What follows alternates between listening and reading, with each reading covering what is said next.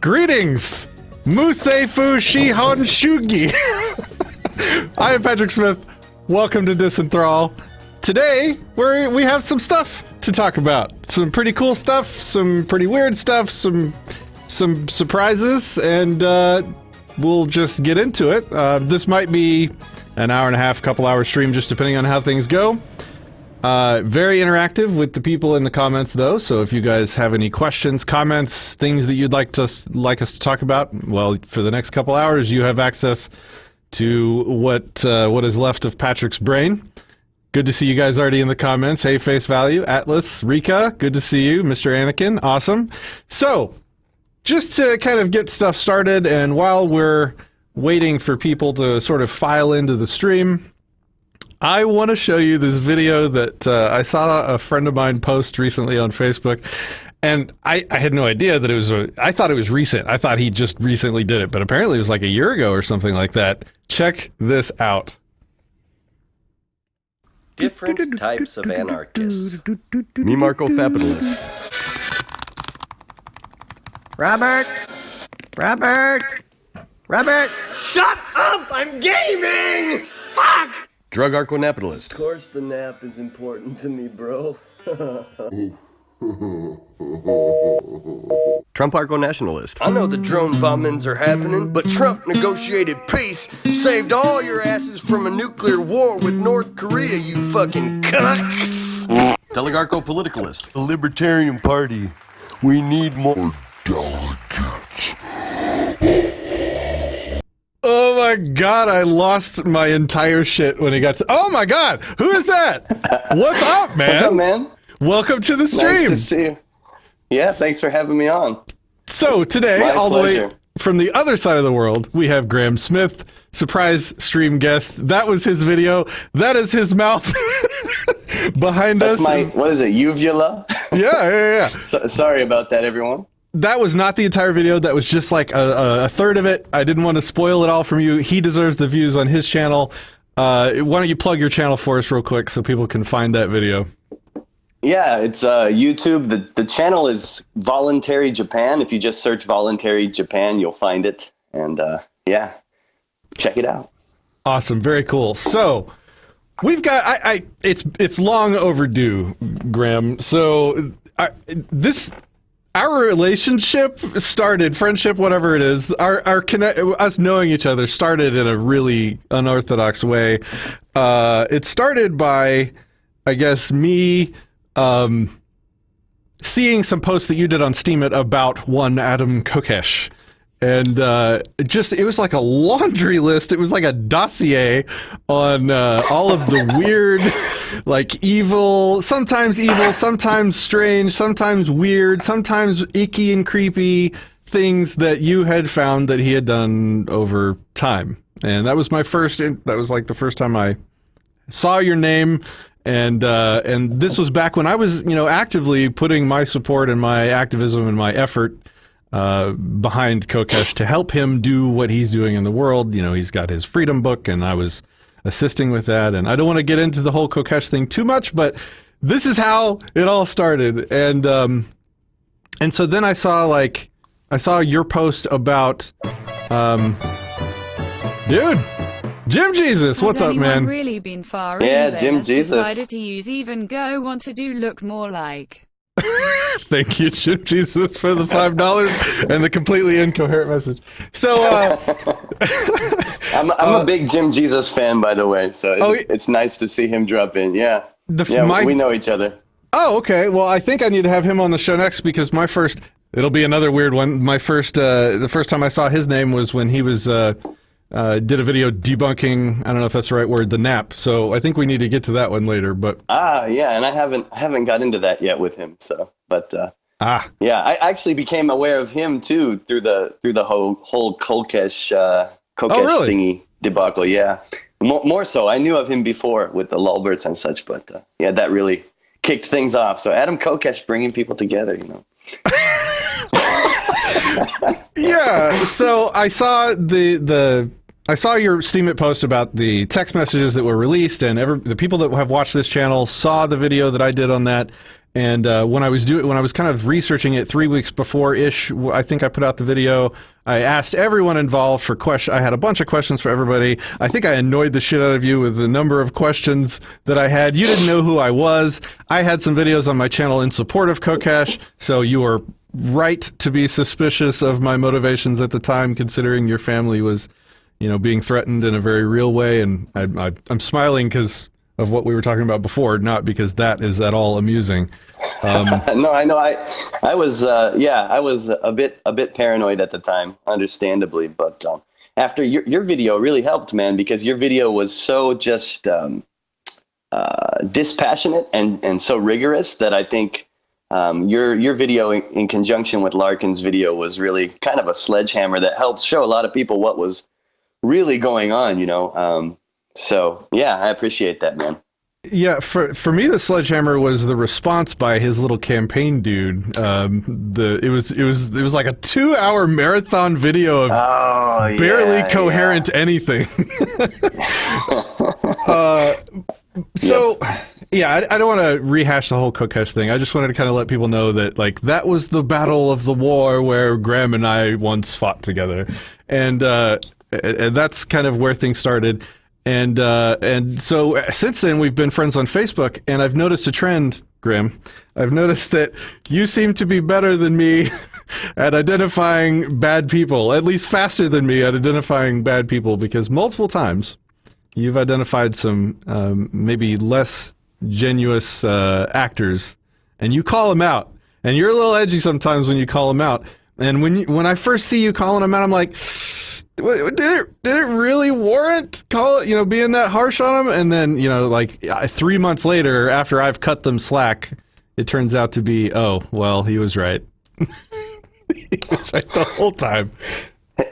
Yeah, so, I mean, I'm not always right, but my kind of litmus for that is if someone is willing to be human. Like if someone comes to me with any kind of argument or claim, like, hey, your mom tried to kill me last weekend. It's ridiculous, knowing my mom, but I'll listen to him. And the pattern I've noticed with the people that, you're referring to is right off the bat, an immediate kind of lack of, I guess, humanity or someone, they don't really care about knowing the truth. It's more of the tribal thing, and the truth hurts, and people that love the truth will follow the truth. Even if, Adam Kokesh was a big hero of mine, to tell the truth. And, when he switched to that kind of this funky thing of, becoming America needs a leader and whatnot, it kind of, threw up the buzzers. So I asked him about it, and the response was really personally kind of strange. So for me, that's the BS detector. It's not always right, but it tends to be right in my experience. But I am trying to be a bit more compassionate and not so edgy, but sometimes people like that, and I think the other people you reference, they don't really give a shit if you make a solid argument. So you kind of have to just throw the shit back in their face is my experience. Yeah. But yeah, I don't know. That's my approach to the whole thing. The other side of that, though, and I think this is why I'm a little, I cut people maybe more slack than I should, is that I see public figures, whatever the hell that means. I see people that take time out of their day to make content like this get attacked by so many people for nonsense, man. Just like nonsense.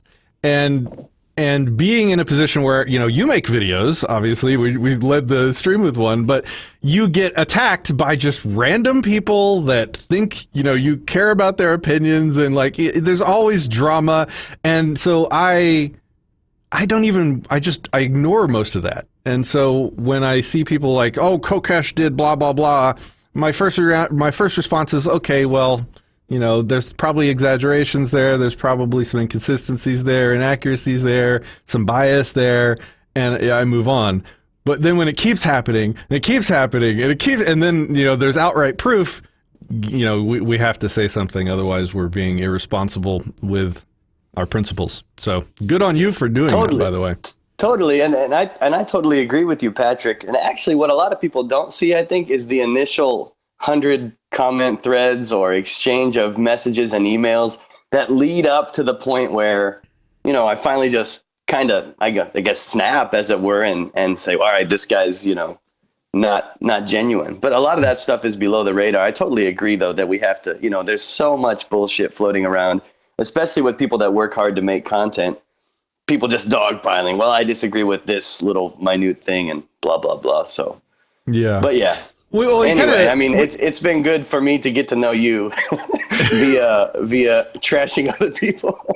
Your first contact with me was being badgered with questions about a sensitive subject and then blocking me, rightfully so.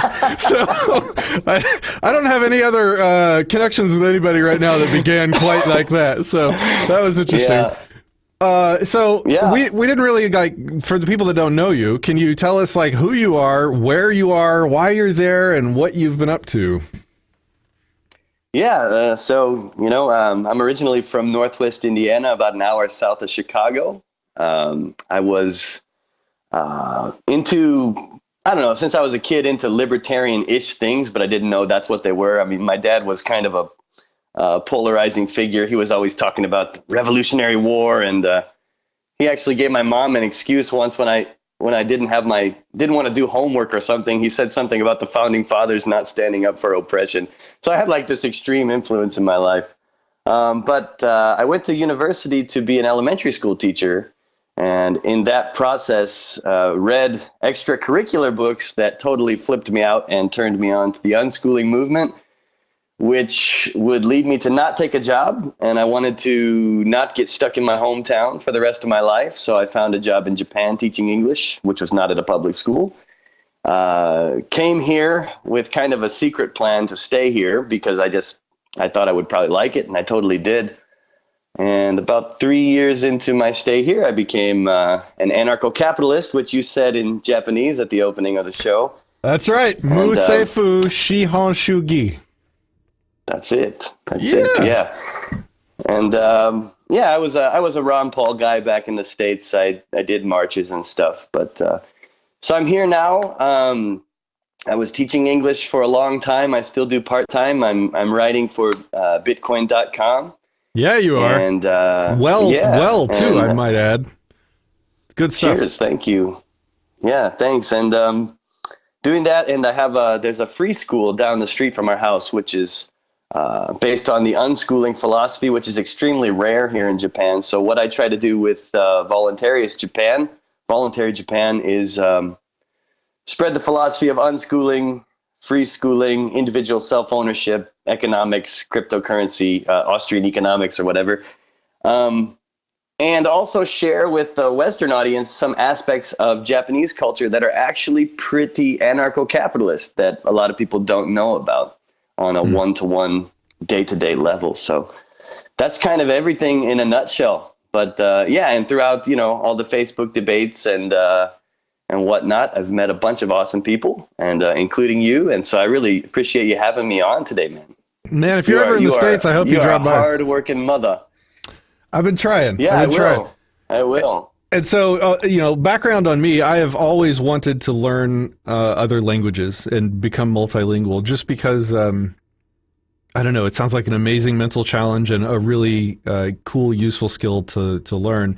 And the language I began, this was 15 years ago, trying to learn was Japanese. And that was probably the worst one for me to start trying to become multilingual with. But I had no one to speak it with, and it was a total flop. But I love the sound of the language. I love the way it feels. And so I see your posts on Facebook where you're studying the hard stuff, right? Like learning what do you call it? The alphabet. The kanji, the Chinese characters. Chinese. Yeah, kanji. Right. Yeah. Well, it's Japanese now, but it's imported from China. So there's three character sets, right? There's the hiragana, katakana, and kanji, which are the hardest ones. So, that's part of the reason I wanted to come here is because I just wanted to be in a kind of totally alien environment and enjoy that experience, Yeah, and you're married now, right? Yeah, that's killer. Yes, I am. Yeah, I didn't tell people a lot of the reason I came here was to find a wife. Oh, okay. That's usually not viewed as a good thing, but no, I just thought maybe I could find something here. And I did get married back in 2012. So Rika I have a says 6-year-old son. Rika says Graham's story woke me up to Kokesh's douchebaggery. So you putting yourself out there was useful. It was effective. Thanks, Rika. Yeah, and the messages I got, man, in my inbox were crazy too. There's a lot of people that didn't want to publicly say stuff, and I can't share their stories. But I'm glad that. I'm glad about that. I'm glad to hear that. Yeah. There's for everything I said in that video, there's 3 things I didn't say. But, I was really concerned with being very accurate and very careful with what I said, because the best way to eliminate yourself from being taken seriously when criticizing somebody that someone is emotionally attached to is to not be precise and accurate and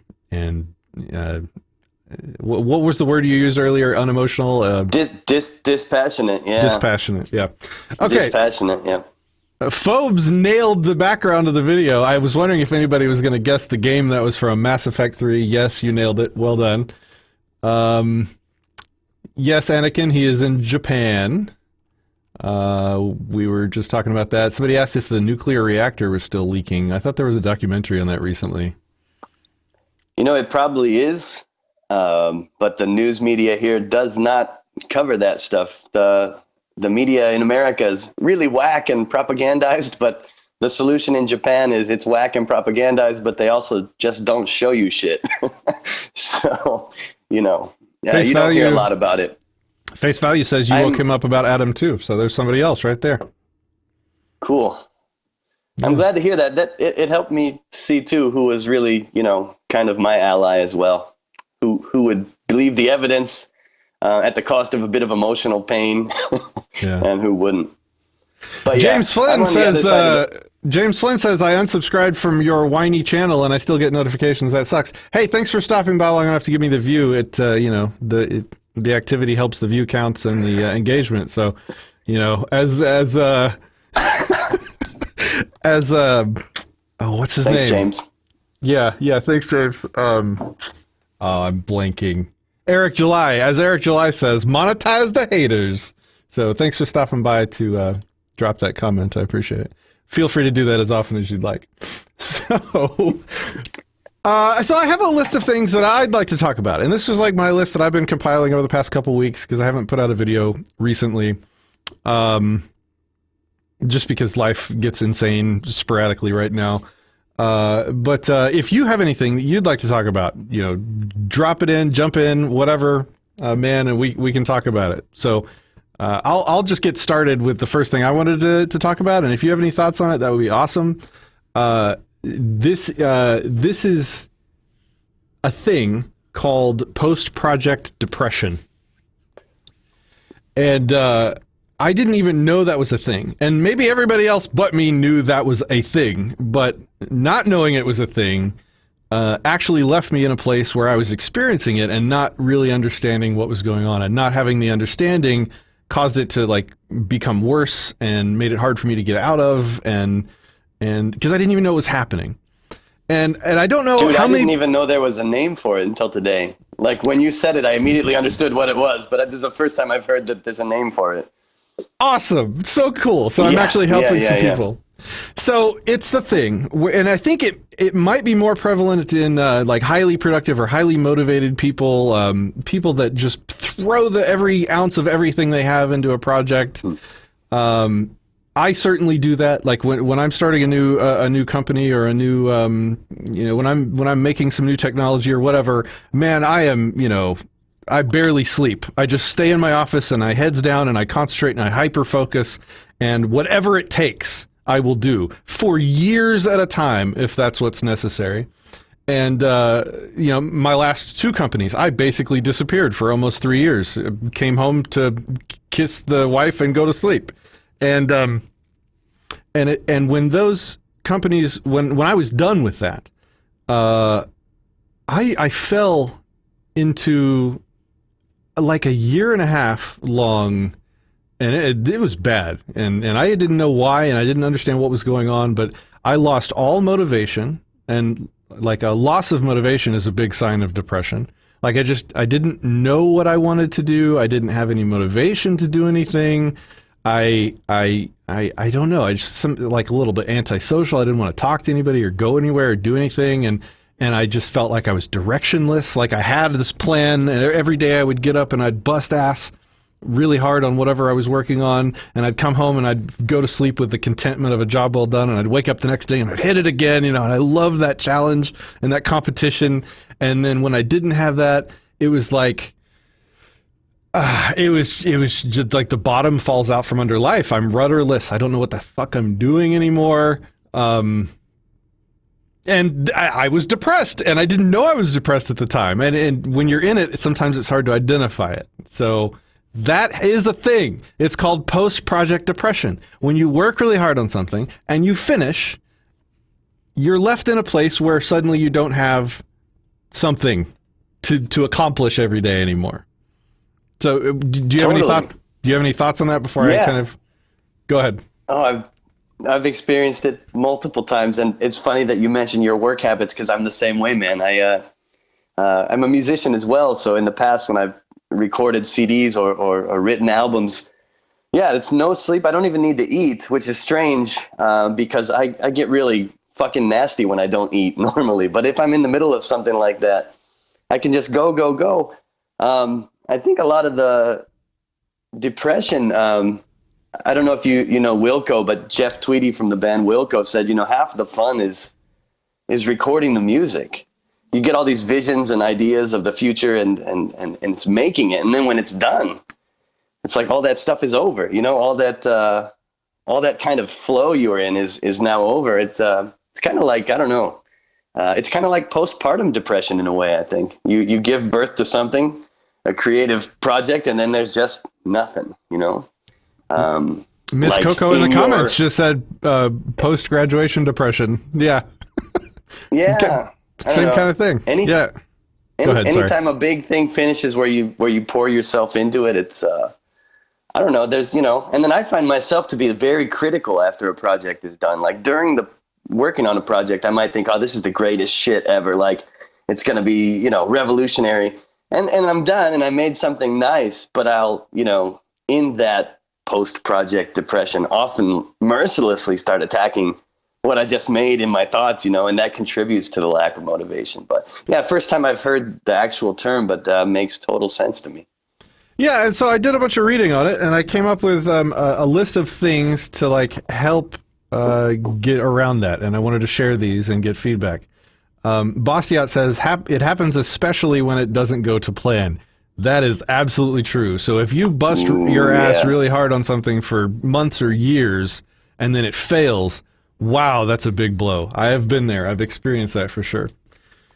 So I've got 5 notes of things to do to sort of, first of all, recognize what's happening. Like you just finished a major accomplishment or a major project, and now you're in this place where you don't have a direction every day when you wake up. The first thing is to reorganize and reassess.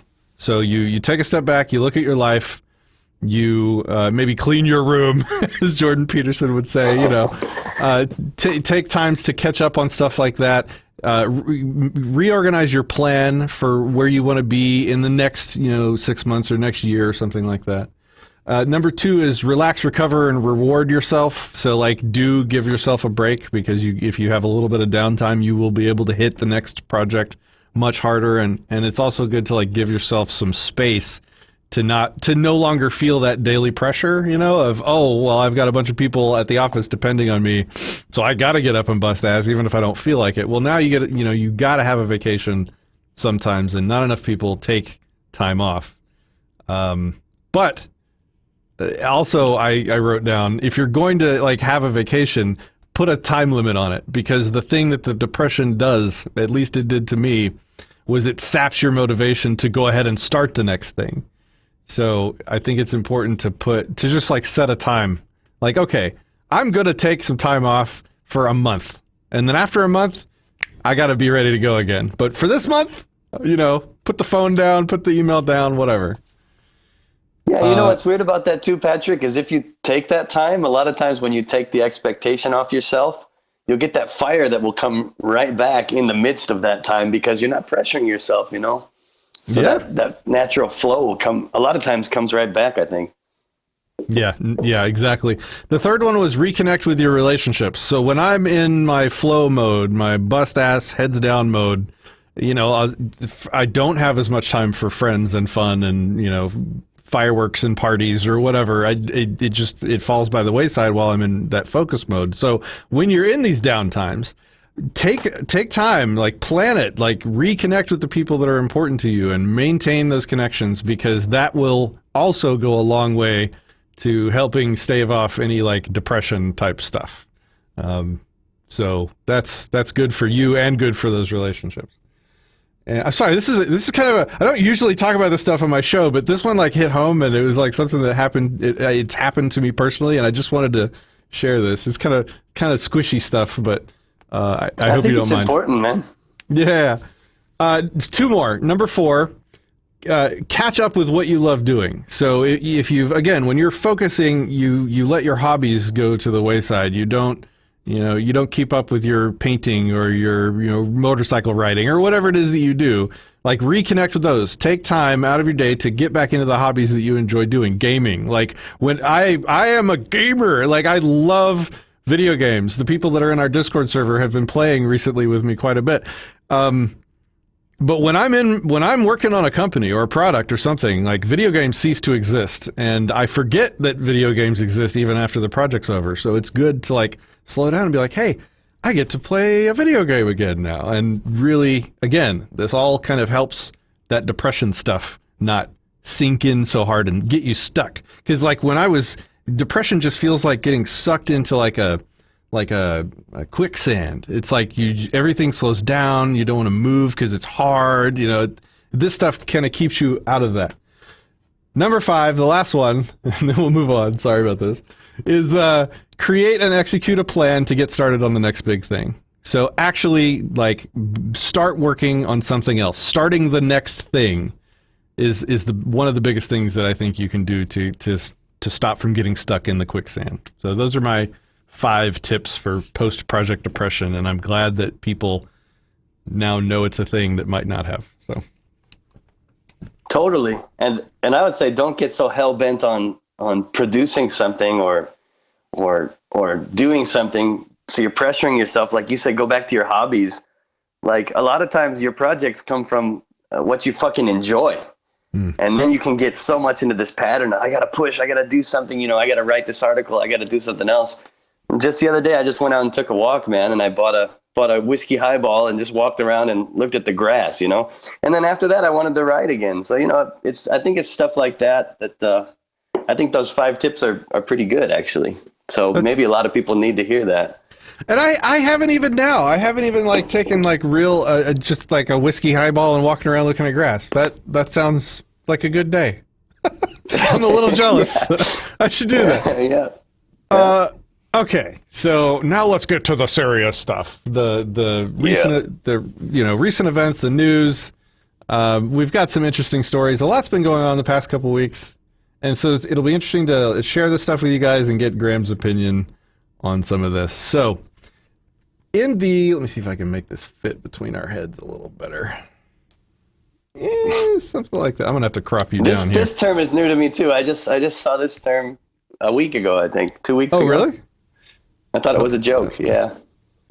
That's me. I need to crop you. Oh, not from the bottom.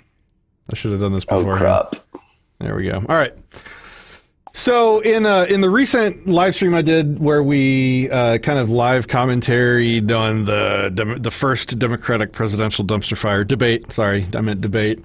One of the topics that I talked about sort of sporadically in between all the commercial breaks was this new thing called sea lining as a term. And somebody heard a little bit of it but didn't want to watch the 3-hour, whatever it was, 4-hour stream. And so they asked me if I could talk specifically about it.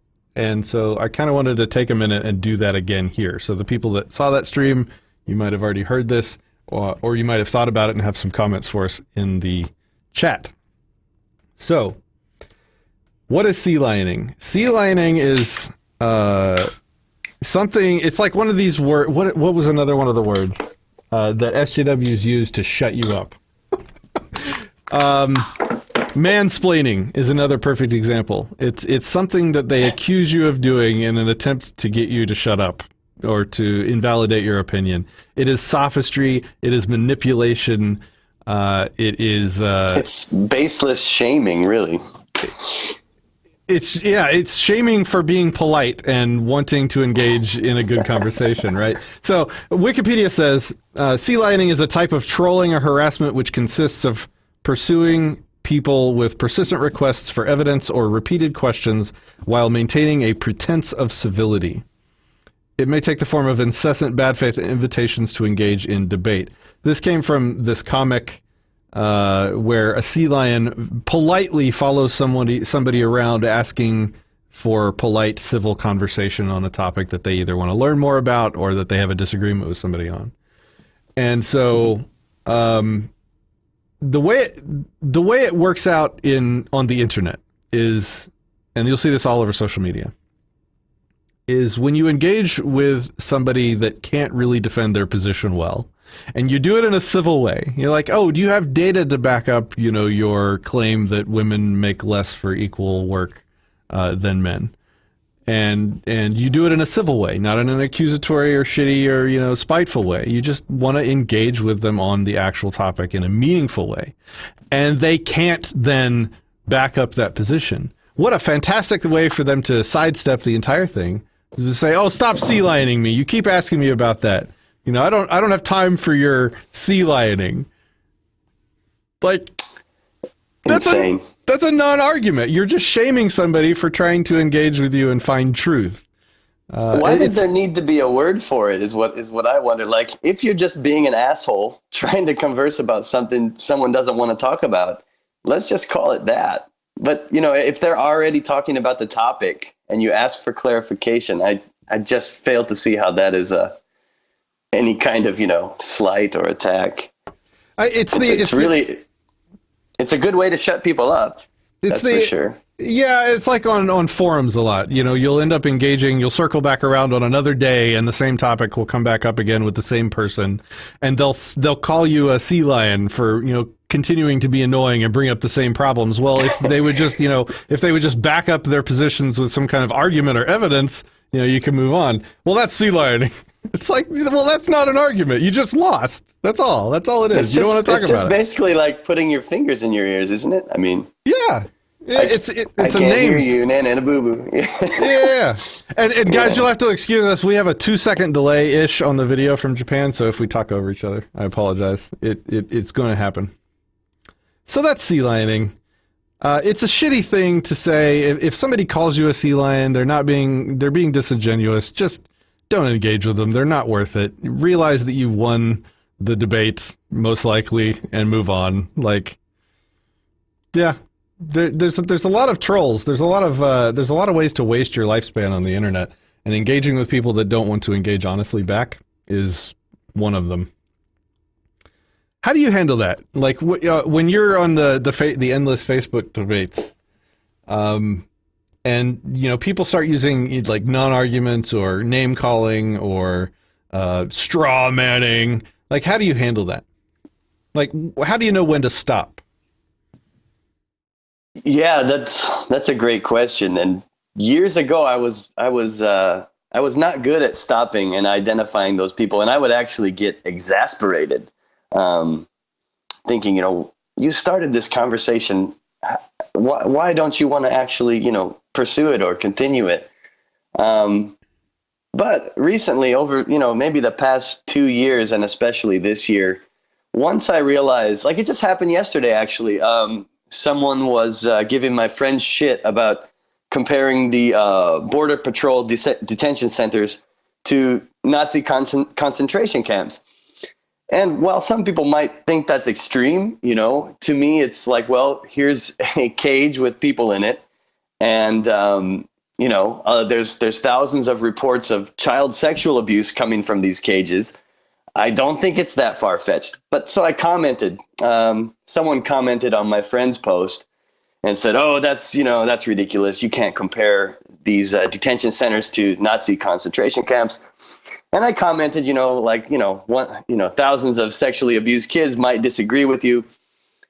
And the guy's next comment was, do you have any, sources to back up that extreme claim? And then some emoji. And I thought, okay, this probably isn't going to go well. But instead of losing my shit, I decided to pursue it. So I said, well, yeah, here's the list of all these reports, over 1,000 coming out over the past 4 years.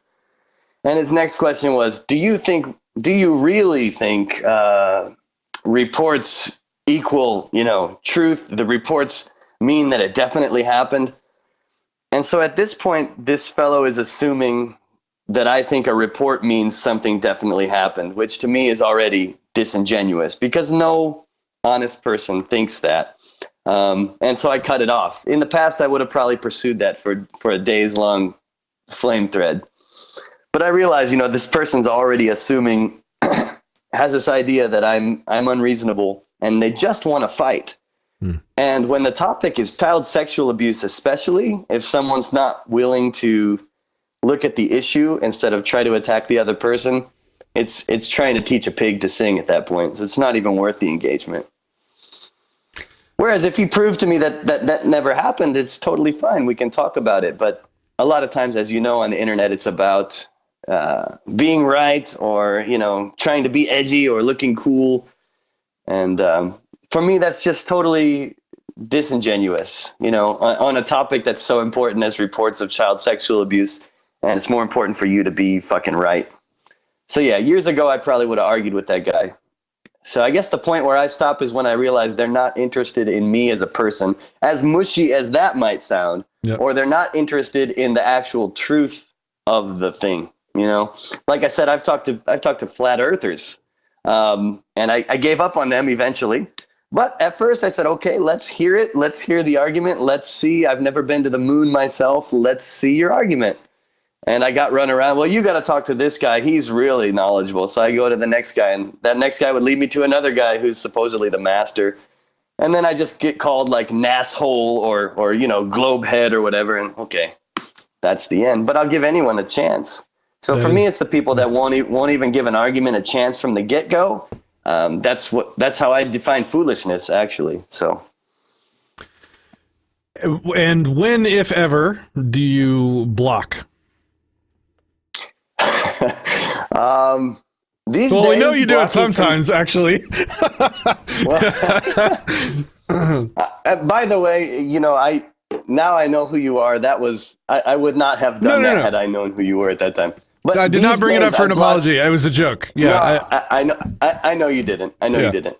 But these days I block more than ever, man. And but the difference is I do it very dispassionately these days and not emotionally. It's like I don't have time for this person. This person is wrecking my mood with their bullshit.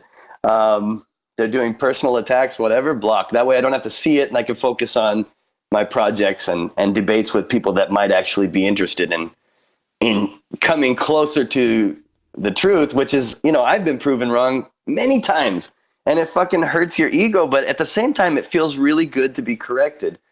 So yeah, I block a lot. I don't block for a difference of opinion. I will block someone if they are purposefully misrepresenting or misconstruing an argument or doing shit like that. That's what annoys me the most, I think. Not seeing what someone means, right? Attacking just the words and not looking for the intent or the meaning. The biggest red flag for me, the biggest signal that tells me I'm wasting my time with somebody, especially online, but also in person too, is a lack of curiosity. If I see at all an inkling of curiosity from them into what my position is, and that usually means they're asking questions instead of making statements. If I see curiosity, I know there's a chance that there's going to be something productive out of it. If they're not curious, if there's no curiosity, then they are basically playing a video game with their computer and I'm the game and I'm not interested. Like, don't play me. I'm not a game. I got better stuff to do. So curiosity is a big one for me. And I'll even say it like, look, I can tell that you're not really, curious about what my position actually is because, when I'm curious about what somebody's position is, I don't tell them what their position is. I ask what their position is and I ask questions about their position. So that's a big one for me. I need to get better at blocking, though. I don't really block much. It's only when somebody has been like overtly abusive or really annoying repeatedly. But maybe I need to use that button a little bit more because it's a distraction, if nothing else. Like I'm dispassionate about it too. I've been doing this long enough to realize like there's literally nothing I can say into this camera right now that will not have somebody somewhere disagreeing with it, or making fun of my hair. That's another thing.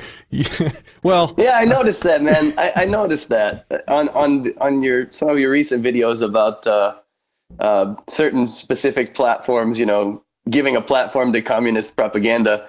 Yep. And the retorts in the comment thread will, yeah, but your hair is stupid. Yep. It's like, wow, that's really a solid argument there. It tells me, that's what I was about to say, and I was actually going to save this for a video I was going to do soon on this objectivist child. That so this goes to what you were saying. Like, I did a critique of Yaron Brooks' opinions on why anarcho-capitalism is more evil or worse than communism. Recently, and there's this one objectivist dude that did a rebuttal video, and he messaged me the link to his rebuttal video. And when I saw like Disenthrall wrong on objectivism versus anarcho-capitalism, my reaction was utter excitement. Like I was like, oh, this is, I might be wrong. I want to learn how I'm wrong. Teach me how I'm wrong. I click on the link, the video pops up. The first 20 seconds are about calling my hair like a Hershey Kiss or something. Like, oh God. Like it just tells you more about when you are called names. It tells you more about the person than it does you. They're not talking about you. What they're saying has no bearing on you or your existence or your whatever. It's just they are telling you about their insecurity. I have funny hair. I like this hair. This hair is me. It's my personality. It fits me. I like it. And that's all. And I enjoy interject it. Here? Go ahead. I also like your hair. Thank you. What's funny about these kind of attacks, though, is I hate to keep bringing up Mr. Kokesh, but one of his top campaign people, when all that shit was going down, the first thing he said to me was, "Little man in Japan." And after that, because I'm not very tall, after that, everyone's argument was about my physical stature, and I was blown away. And this is when blocking became easier for me, that people could be so stupid as to actually find that entertaining, that, I felt like, wow, I've been giving people way too much credit. Some people are living like actual zombies. So, as far as the hair attack, I totally understand. It's insane. And like a month ago, I was like, is it time to change it? And I was kind of thinking about it. And honestly, this is for the haters that might be watching this someday. It has utility, because like this objectivist asshole, like if people lead with insults of my hair, like I like my hair. You can say whatever you want about it, and it literally will not affect me in the slightest, because this is me and this is my hair. It's totally fine. But you're telling me about you. And so there's usefulness in my hair now. So I almost want to keep it just because it's so good at telling me about the people around me. Like if they look at me weird or say some bullshit or call me names, I want to know that about you so that I cannot associate with you. That's all. It's useful. It's helpful. So I would suggest everybody do something weird. Wear some weird clothes. Be yourself. Be slightly unique. It's going to tell you so much more information about the world around you. I promise. It's really useful. Yes, Finian, we are still live. Glad to have you on Facebook. I'm glad Facebook chat is working again. It was broken for a while, so welcome back. What's up, Kelby? Good to talk to you. Good to see you. Thank you, Rika. Finian says, fuck Kokesh and his cult. Man, he's stepping up to video production lately, isn't he? He's doing the presidential thing now. Yep. Oh, yeah. What's up, Decompiler? Good to see you. Okay, so that was that story. Oh, I kind of... Hey, Patrick, can you still hear me all right? I've had to unplug my headphones to charge my phone here. Battery was dying. You sound great. Yeah. Yeah, Okay, you're good. cool. You're good. Yes, folks, you're the only person on DLive, but hey, look, DLive chat is in the combined chat now, so people can see you. That's new as well. Technology is coming together. Okay, so that's sea lining. The next thing is this thing. This is an article from the Washington Post that I thought was interesting and worthy of talking about. I did a video. I did a meme on this on the Disenthrall Facebook page a while back, but I think it's worth talking about more. The headline is this: law enforcement took more stuff from people than burglars did last year. And they have a graph. Sweet. To go with it. Asset forfeitures surpass burglaries. Can you guys see this? Let's see, make sure it's centered here. Yeah, look at this graph. And it's got burglary going down. Like since 2010, actual burglary is on the down. But police burglary it's a sharp increase going on here. It is moving towards the parabolic graph shape at this point. Of course, they don't call it police burglary. They call it asset forfeiture and taking. Oh, yes, I forfeited my assets, yeah. Yeah, law enforcement took more stuff. They didn't steal more stuff like the burglars steal, right? Anyway, so the graph made me chuckle because it's the typical statist obfuscation of language. You know, they're using special words for the different people doing the exact same activity, stealing. One's a burglar, the other one's a police officer.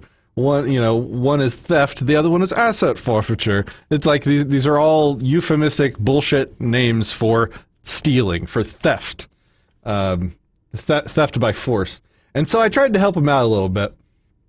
I tried to fix their meme for them.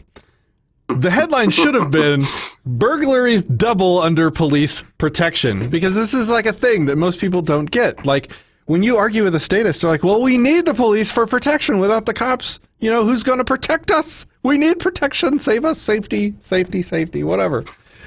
Well, guess what? Burglaries just doubled under your police protection. And I think that's an important thing that more of us should be pointing out to people. Like, we are under police protection, and they are utterly failing. In fact, they are more than half of the criminals, at least in this category. They are now more than half of the criminal activity going on.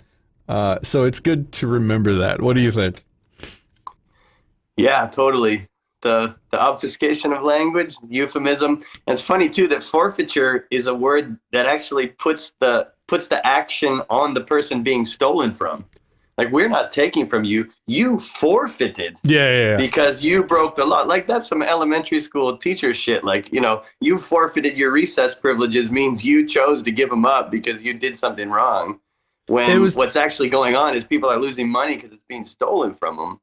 It's such an inversion of reality. Like, another story kind of with the same kind of inversion that I saw recently was somebody told me about a story where a mother was forced to sign a consent form. Did you hear the words that I just put in that order? Forced by a judge to sign a consent form allowing a doctor to vaccinate her son. It was like a custody dispute or something like that. And the mom didn't want the kid vaccinated and the dad did, so it went into court. And then the judge basically sided with the father and forced the mother on pain of, I'm sure penalty, contempt of court, jail, whatever the punishment would have been, to sign a consent form. And the story was basically this woman was basically crying while signing this consent form. Oh, you know the story. Okay. Yeah. So let me know if I got any part of that wrong. But no, that sounds like what I read. Yeah, what I saw. The fucking absurdity of ordering somebody to sign a consent form on pain of attack or imprisonment or whatever. Like, if you're I feel like I'm stating the dumb obvious right now, but like most of the world's population that doesn't get this. If you're forcing somebody to sign something, it isn't consent. Like, there's no consent at play if someone is crying, reluctantly signing a consent form. That's not consent. Just go vaccinate the kid and leave her alone. Like, your paper saying that she consented is meaningless. Even using your own law, like legal rules, a contract signed under duress is not valid. Well, you just made her under duress sign a consent contract. It's not valid even under your own rules. Just absurd. But it's same kind of like so the inversion. slimy, man. Yeah. It's so slimy. And George Orwell, I forget the exact quote, but in 1984, talking about newspeak, talks about how language is actually one of the most powerful things, if not the most powerful thing, to limit people's actual scope of thought. So it's not that you disagree with what the state's do. It's not that most people disagree with what the state is doing anymore. It's they can't even understand, because of the limitations of the language that's been foisted upon the thing, that it's wrong. It's like, oh, it's not burglary, it's forfeiture. Oh, she signed a consent form. But look at the reality of what it is. You know, what makes it slimy is even the people in government know what they're doing is despicable. So they have to euphemize it. You know, they can't come out and say, yeah, we're robbing people more than fucking ever. We're beating the non-police burglars this year. Yeah. So, yeah, I saw that lady. Yeah, crying. Yeah, that's really consensual. It reminds me of the, who was it? It was years ago that they said the income tax is voluntary.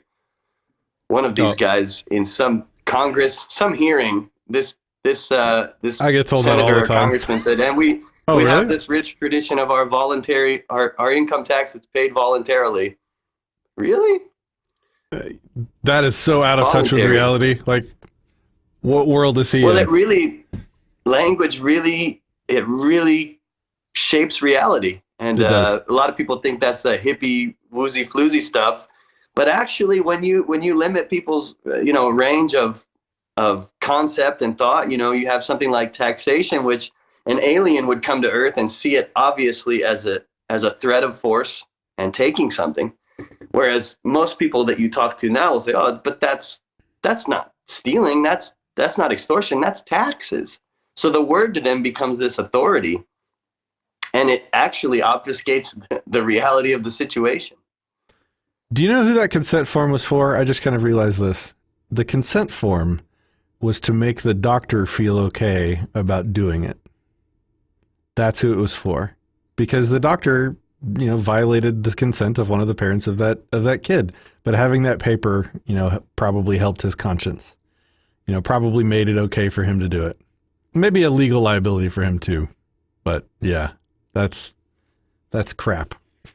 That is crap. Yeah, it's like, he got God's signature, he got the state's signature. Part of the cult. It's okay. Yep. Insane, man. Yes, Finian, I am a true technological wizard. No, it's just this thing called Restream. It lets me stream to all sorts of different platforms at once, and it combines their chat together for me. Well, actually, this is a good time to point out, guys watching, the tech that we use, including our SoundCloud subscription, our Restream subscription. I think the Restream alone is like $500, $600 a year, more for the other stuff. If you guys want to help cover those costs or help out the channel, check out our website, disenthrall.me/platforms. You can find donation links. You can hook up on our Patreon, Subscribestar, Bitbacker. You can go to the link on the screen. You can't see it. Where's the link? Oh no, I thought I had it on the screen. Fail. Right there. So the streamlabs.com/disenthrallme, you can actually use PayPal there instead of giving Google 30%. So if you use Super Chats, you can put your words on the screen for us during the stream right now, but Google takes 30%, literally 30%. If you use the streamlabs.com link, we get, I think, 100% minus PayPal's fee on that. So a lot more of that, and it does the same cool thing on the screen. So if you want to help us cover our costs in that way, we do have costs. Your donations are definitely appreciated. And I can't show it to you literally because there's a big green screen behind me, obviously.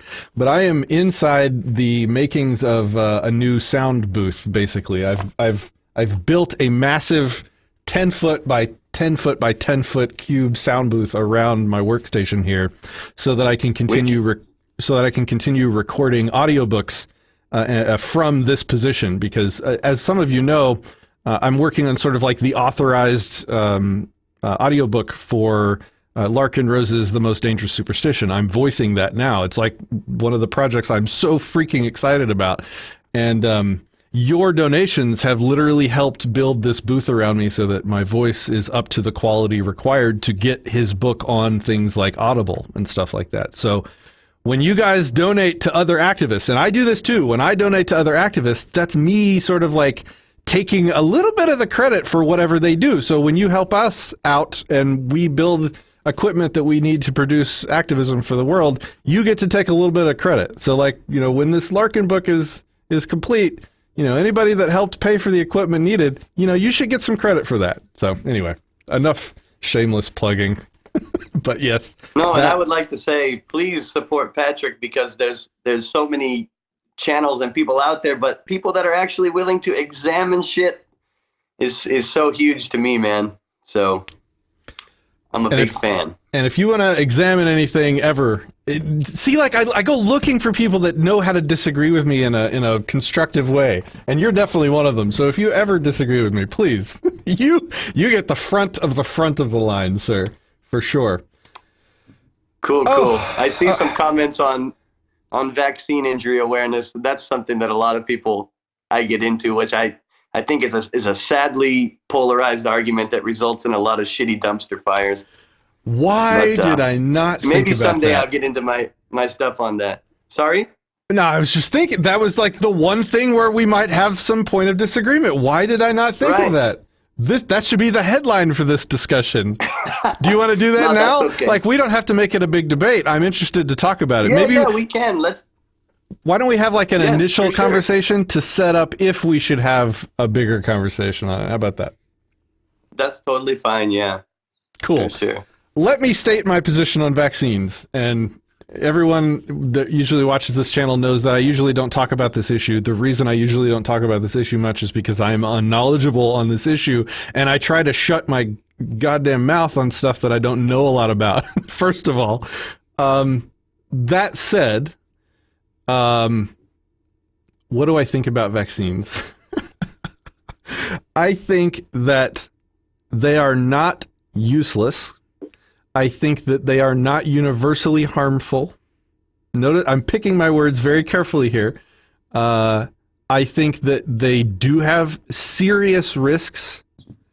And the other thing is, like, I'm speaking as a whole, vaccines as a whole, but every single vaccine and every version of every vaccine and every compound and every way of, giving a person a vaccine has different statistics and risks and pluses and minuses and dangers and safety factors. And so to talk about anytime, this is the first pet peeve. I'm sorry, I'm kind of all over the place here. But the first pet peeve I have when I talk about vaccinations with anyone is when I start hearing them make statements about all of them. Like when they say vaccines are harmful, that is a blatantly, completely false statement.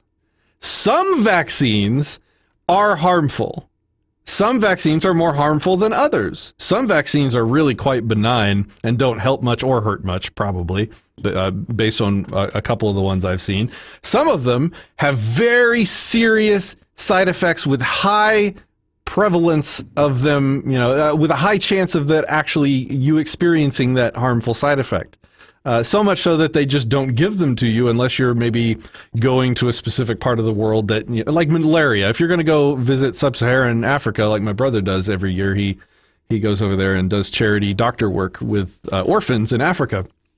He gets the malaria vaccine stuff, and the side effects on that can be severe, dangerous. But you know what? He makes the evaluation that that's better than getting malaria, and that's his choice. Okay. So the last thing I'll say on it is that forcing people to get vaccinated, as has been the talk in the news over the past year, is 100% unequivocally fucking evil. And I don't care if vaccines are 100% safe and 100% effective. Neither of those things are true. But if they were, it would still be evil and immoral to force them on somebody. So that's my headlines for vaccinations. What are your thoughts? Yeah, I mean, especially with that final point, like we have no problems with each other. I mean, ultimately, it's a very hard decision to make. And for me, I've made the decision personally as a father, researching and researching and researching, and not with a religious attitude of, well, I'm going to find every reason I can to hate vaccines, or I'm going to find every reason I can to be pro-vaccine. But just on an individual to individual basis, what my family chose based on our health histories and stuff like that is in the non-vaccination camp. And that causes a lot of people to kind of flip out, it doesn't matter if they're friends or family or strangers. The issue is so polarized that my position is I want to be a voice of, I guess, reason in a polarized debate where ultimately coming at it from a proprietarian standpoint of voluntarism, where yes, it's absolutely 100% wrong to force someone to inject themselves with something, which should go without saying. But you get a lot of people that say, well, you're going to, put us at risk, all these hypothetical situations. But there's a million hypotheticals about how my life could technically put you at risk, which ultimately you can't base, violating me on a hypothetical. But anyway, my thing is, and maybe you saw my video last week, I get attacked by the anti-vax camp as well. I did not see it. Sorry. I had a real Twilight Zone moment where someone posted something saying in 1994, Japan ceased all vaccination and the infant death rate plummeted, which is false. Japan did not cease vaccination. Most people still vaccinate here. The infant death rate did drop after they removed the MMR vaccine from the routine vaccinations. Now it's a separate measles and rubella vaccine. And in 1994, they did go away from the mandatory thing to make it optional. And there's an argument to be made that the infant death rate dropped. And I agree with that. But I corrected these people. I said, no, vaccinations didn't stop. And I had two separate people just flip out on me. And it was really eye-opening. And it was a bit hurtful. I said numerous times, I'm on your side. Like, I'm a vaccine injury awareness advocate. Like, I want more transparency. And they just couldn't have it. So I guess my position is the whole thing is too propagandized and too polarized. You've got people on both sides throwing bullshit out. I tend to side with the people that are skeptical of big pharma. From the reports I've read of their own, from the CDC's history of, letting black people spread syphilis to each other, and for not getting busted until 1974, and then changing their name to the CDC, that kind of stuff factors in with me. So I don't know. My main thing is it's a personal choice. I know people personally. One of them's in the chat here who have been vaccine injured. I don't think everybody is debilitated by vaccines. I look around. I used to teach kids. They all got vaccines. I don't know. I just think the science is unclear. And my final position is I want more transparency, and I don't want the state to be fucking involved with producing these reports that favor these fucking lobbyists, paying them millions of dollars. To me, that's totally anti-science. And so I consider my position scientific. I don't really disagree with you that much. I also don't like it when people make huge blanket statements just because of what it does to the argument. My personal belief is that they're probably more harmful than helpful, but that's me, and I would never force that belief on anyone else because it's not my fucking business. So, yeah. I don't know. It's a tricky topic, but it's a big one for me because the moment that is viewed as acceptable, mandating that kind of thing, it's fucking game over. And it's already happening in California. You can justify anything. Well, Patrick has a cold. I'm immunocompromised. We've got to keep him. He can't go to work today. How far will they take it? And it's not absurd when you look at the kind of things that governments are legislating today. That is where the fight actually begins. Before that, it's just two people kind of talking about our preferences for medical care, and those are going to be different, and that's normal, and that's fine. Like, you can have different preferences than me. The only thing, well, first of all, the comments have exploded, and I'd like to go through them because there's some good ones in there. But you know, I've been on multiple sides of this, like with my daughter being immunocompromised right now. So if she gets even like well, I don't want to make this personal, because this is not like meant to be a debate or a manipulative tactic or whatever. I'm just relating. No, I know that, but it's important. Like the immunocompromised position is that, like, you know, if my daughter picks something up from somebody, even if it's like a tiny cold or whatever, it's, you know, potentially a month in the hospital right now, and, you know, life-threatening situations. So that's a big deal, and so that's why a lot of people have. They want that herd immunity. You know, there's that triggering keyword in this debate, right? And, you know, that's something that we can talk about. But herd immunity is one of the most bastardized concepts as well. I mean, historically, scientifically. No one understands, well, not no one, but very few people understand what the hell it means and where it comes from. And I'm certainly not an expert. I've read enough to kind of get a handle on it. So the other thing I wanted to point out was, well, let me just scan through these comments and jump in if you see a comment that you think you know, you have something to say on as well. Finian says that he was vaccine injured by anthrax, the anthrax vaccine. Yeah. The big problem. A lot of military personnel or families of military are claiming that deaths and injury happened with that one. That was going to be my second, like, anecdotal story. Is, you know, my wife was in the military, and she is pretty sure that some of the issues that she deals with is side effects of the anthrax vaccine. So interesting. That's certainly, you know, me saying that vaccines can be dangerous. They can have serious side effects. To deny that would be to deny obvious evidence that is pretty easy to find. So that right there puts me at odds with a lot of the pro-vaxxers. Right, and to get back to your point about curiosity that you mentioned earlier, I think a big part of it for me is seeing all these stories of these mothers and personally knowing children here in Japan.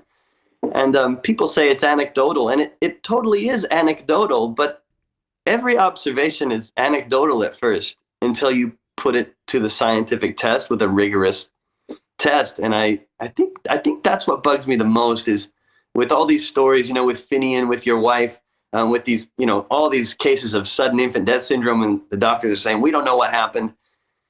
It warrants investigation, in my opinion.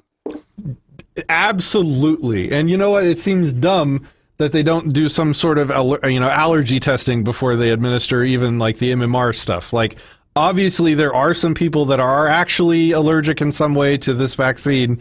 So why the hell don't you take, you know, 5 minutes and an extra $100 or whatever to just make sure the person you're giving it to isn't allergic in some way to whatever you're about to give them, especially if the side effects can be like permanent disability. Like, it seems really 100%. dumb not to do that. It seems obvious. And again, that puts me at odds with the pro-vaxxers. You know, why am I at odds? This seems so common sense stuff. Finian says, watches Patrick carefully like a cat prowling. See, I'm on the hot seat here. Let's see. What you know vaccine? What's funny too? I think. Sorry, go ahead. Sorry, go ahead.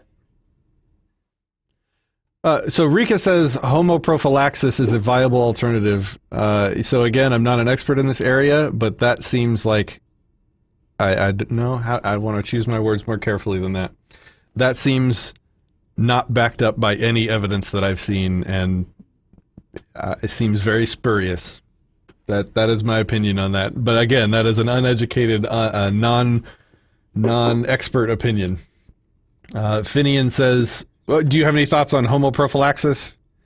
That's when you like go to like that is. That's like I don't even know what that is.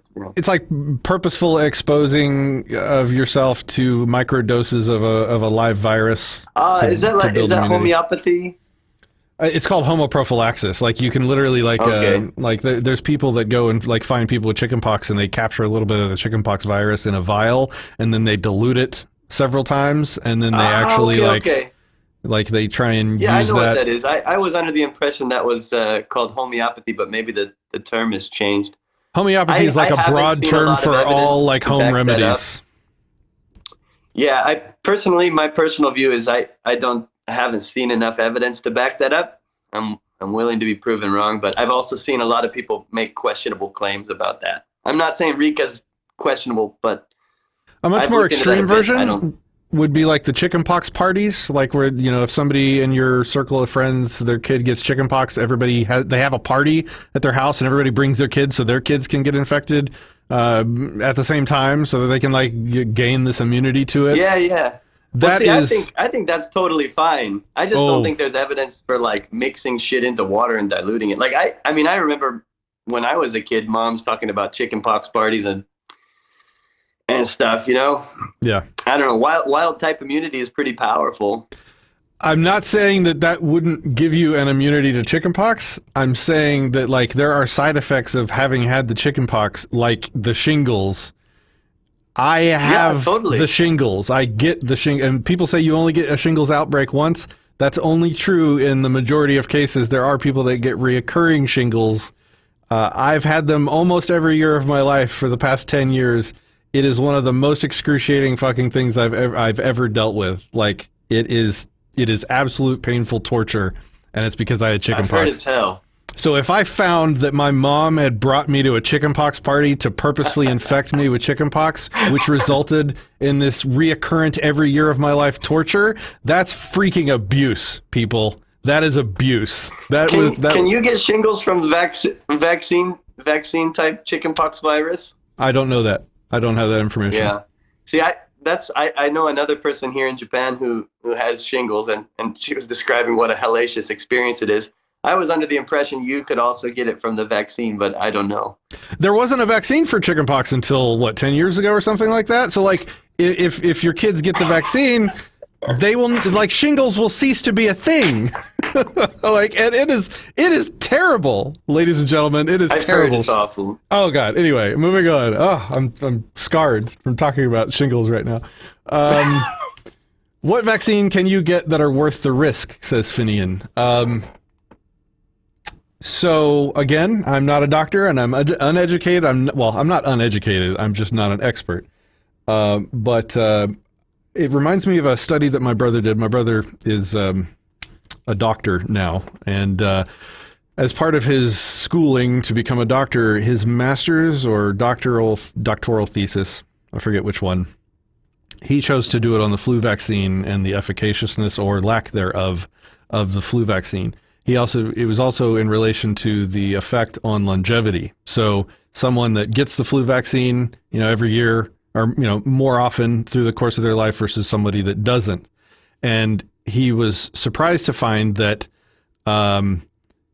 the effect of the flu vaccine varies year to year between on the lowest end, 30% effective at preventing you from getting the flu to on the high end, I don't know what it is, like 80%. I'm kind of ballparking the numbers because it's been years since I read this. But the effect it had on longevity was that people that do the flu vaccine their whole life live about a month longer because they do get less flus and less inflammation, and that has some kind of effect on longevity. So what vaccine can you get that are worth the risk? Well, I guess the point of me bringing that up was just to say that it's not without benefits. There are benefits you can, and this is like my brother. He is not a biased guy.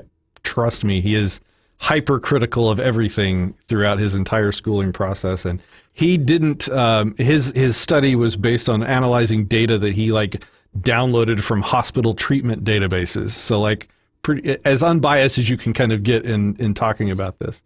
And he didn't go into it with any preconceived conclusions in mind. Anyway,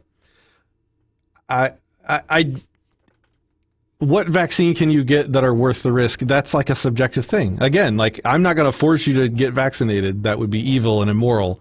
It's like you have to decide the risks for yourself, right? What do you think, Graham? I think this kind of thing could be debated all day, and that there's probably excellent arguments to be made on all sides. I mean, people have died right after getting the flu vaccine. Your brother's research might have some validity to it. For me, the most interesting point is bringing it back to voluntarism and property, and the way that as a solution to these debates and disagreements about herd immunity and stuff. Because what was playing out in New York and still playing out with, you kids can't go to school, you Orthodox Jewish kids, you got to get vaccinated, you can't go to school, is the whole, the misnomer of public property, which there's no such thing. The whole fight centered around, I'm paying taxes for this school, and now you're telling me my child can't go there. That's not fair. And the other side said, well, we're paying taxes for this school. We don't want your measly kids coming in here. That's not fair. And so whatever the argument is on vaccines, to my view, I love talking about the medical proof and stuff like that. And I've done several debates. One's on my channel with a guy in Israel who turned out to be quite a statist troll. He claims to be an ANCAP, but he ended up at the end of the debate advocating forced vaccination, I think. But anyway, it's interesting because regardless of one's position, property helps. So if we have private schools, a private school can most definitely say, we don't want kids that are not vaccinated here. And another private school can most definitely say, we accept all children, and it's understood.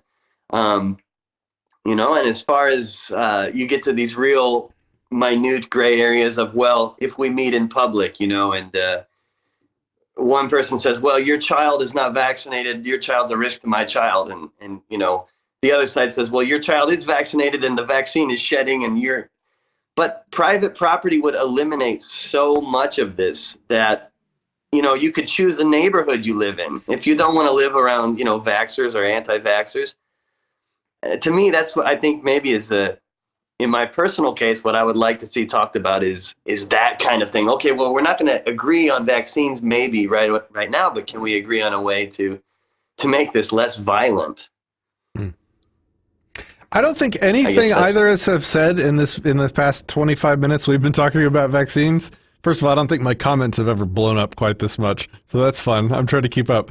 But oh yeah, man. I don't think anything either of us have said has been controversial.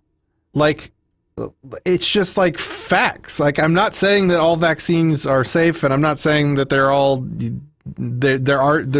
there's nothing good about them. Like, the truth is not on one of these two extremes, and I enjoy talking with you about it because I don't feel the pressure to like defend one side or the other. We need to talk more. So yeah, man. This is a good segue to our next thing when we're talking about private property, because your point on private property is the anarcho-capitalist voluntarist perspective on the issue. It's, well, who owns the property? Oh, this is my body. Okay, well, I get to decide then what happens to this body because it's mine. and that one's yours, so I don't get to decide on what happens to that one. Really like kindergarten stuff, right? So yeah, this is there's so much going on with Google and YouTube and Facebook censorship in the news lately, especially with Veritas coming out with all the exposés and leaked documents and videos of insiders that's been coming out recently. There's a lot of news happening on this corporate censorship front right now. Tim Pool, blowing up on Joe Rogan's show, talking to the Twitter CEO. There's been so much happening. I keep starting to put together the outline for a video to update everybody on it for those that haven't been following the situation. But then another big thing happens. And so I'm like, okay, well, I got to wait for a lull to get to it. There's not a lull coming really right now. What's happening is that companies are outright bald-face censoring people, and for the first time being upfront about why, and that's the story. And so that's not the story. They're being upfront about it for the first time, and the response to that has been, okay, well, it's time to regulate.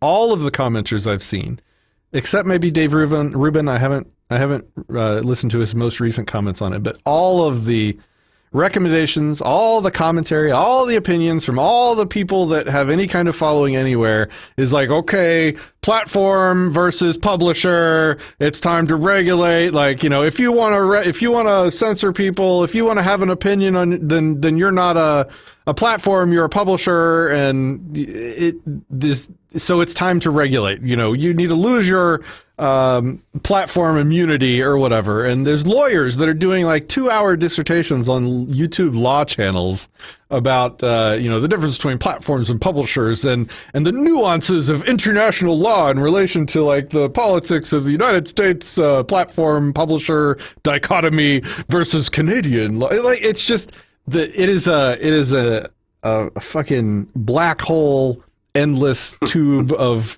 nonsense that we're not getting. I'm not seeing enough voluntarist, anarcho-capitalist, principled commentary on. Eric July did a couple good videos on it, but that's it. That's all I've seen.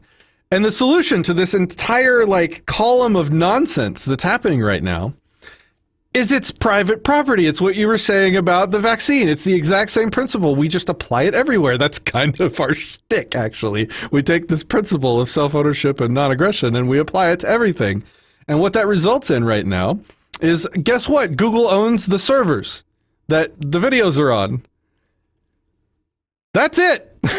Like, if you want to call it a platform or a publisher or a Oompa Loompa, it doesn't matter. It belongs to them. That's it. And so when they do this stuff, like we're getting these leaks where some emails were leaked. That's this particular story. There's 1,000 employees that work for Google created a petition to remove Breitbart.com from AdSense, to prevent them from using AdSense, which means they can't promote their content. You know, they can't pay to have their ads show up on Google's ad platforms. And they can't make money on, like, let's say YouTube. They can't be monetized or anything like that. So basically a complete, disassociation from Google in terms of Breitbart. And, there's this internal petition. 1,000 people apparently that worked for Breitbart have signed this petition. They found what they consider to be homophobic, misogynistic, Islamophobic, anti-black content on Breitbart.com. And so they're going to disassociate. And so this is the latest controversy where people are now calling for regulation. Well, see, if they're going to regulate the content from Breitbart on Google's platforms, then they're not a platform anymore. They're a publisher. So you're going to regulate? So you're going to use the guns of government to literally force them to use their servers in the way that you want them to use their servers? That's immoral. You can't do that.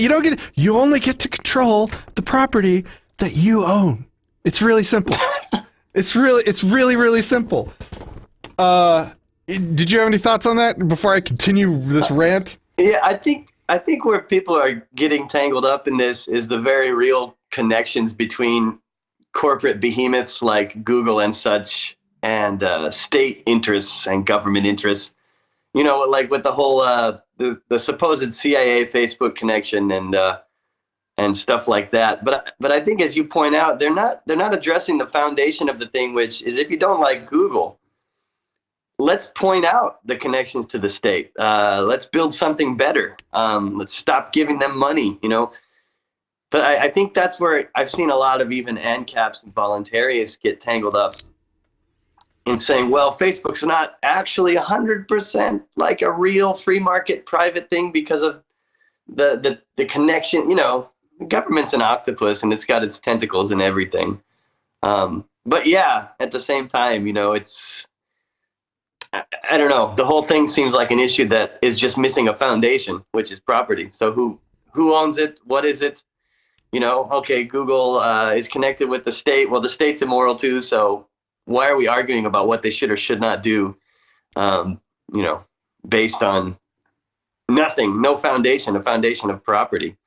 So I don't know. Does that make sense? I don't know if that makes sense.